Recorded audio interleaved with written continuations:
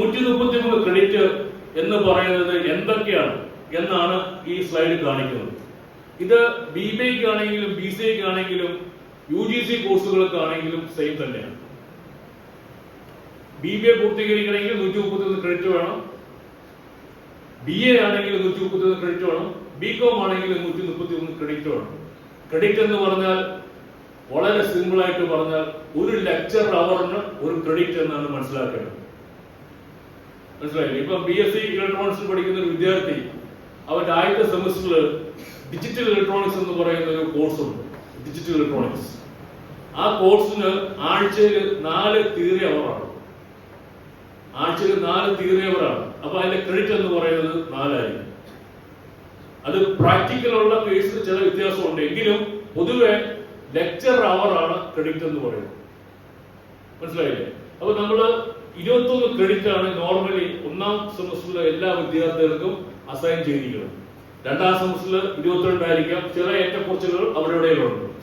അപ്പൊ അങ്ങനെ 133 ക്രെഡിറ്റ് ആർജിക്കുമ്പോൾ നമുക്ക് ഡിഗ്രിക്ക് അപേക്ഷിക്കാം, അഥവാ 177 ക്രെഡിറ്റ് ലഭിക്കുമ്പോൾ നമുക്ക് ഓണേഴ്സിന് അപേക്ഷിക്കാം.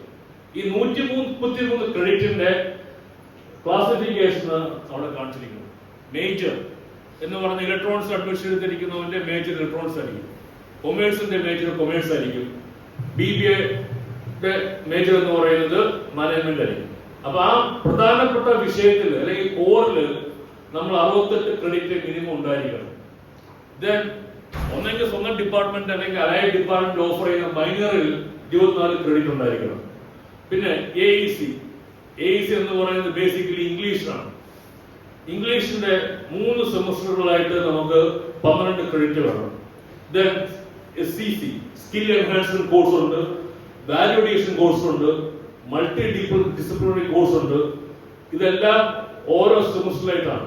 ഈ പറയുന്ന BAC എന്ന് പറയുന്നത് ഒരു കോഴ്സിന് 3 ക്രെഡിറ്റ് ആണ്. അപ്പൊ അത് 3 സെമസ്റ്ററിലായിട്ടാണ് സ്പ്രെഡ് ചെയ്തിരിക്കുന്നത്. SCC 3 സെമസ്റ്ററിലായിട്ടാണ് സ്പ്രെഡ് ചെയ്തിരിക്കുന്നത്. ഇത് കൂടാതെ 4ാം സെമസ്റ്ററിന്റെ അവസാനം എല്ലാ വിദ്യാർത്ഥികളും നിർബന്ധമായിട്ട് ഇന്റേൺഷിപ്പ് ചെയ്യേണ്ടതായിട്ടുണ്ട്. ആ ഇന്റേൺഷിപ്പ് മുഖാന്തരം നമുക്ക് 2 ക്രെഡിറ്റ് കിട്ടും. ഇങ്ങനെ പല വിധത്തില് നമുക്ക് ക്രെഡിറ്റ് ആർജിക്കാം. ഇത് കൂടാതെയാണ് ഞാൻ പറഞ്ഞ ഓൺലൈൻ മുഖാന്തരം നമുക്ക് ക്രെഡിറ്റ് ആർജിക്കാം. അങ്ങനെ 5ാം സെമസ്റ്ററിൽ 133 ക്രെഡിറ്റ് ആർജിച്ചാൽ നമുക്ക് ഡിഗ്രി ആയിട്ട് പഠനം അവസാനിപ്പിക്കാം. അഥവാ 7ാം സെമസ്റ്ററിൽ 177 ക്രെഡിറ്റ് ലഭിച്ചാൽ നമുക്ക് ഓണേഴ്സ് ഡിഗ്രി ആയിട്ട് പഠനം അവസാനിപ്പിക്കാനുള്ള അവസരം ഇവിടെയുണ്ട്.